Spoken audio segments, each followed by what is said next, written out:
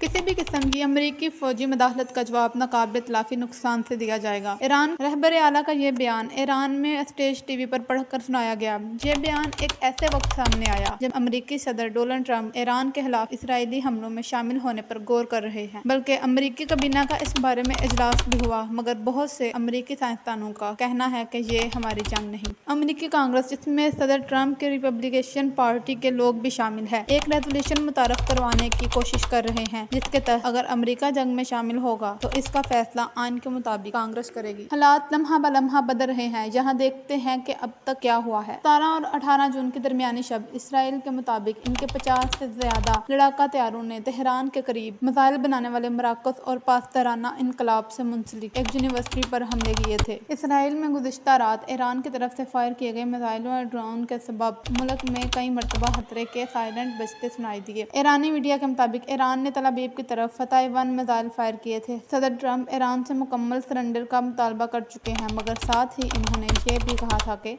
America फिलहाल रहबर आला को हलाक नहीं करेगा।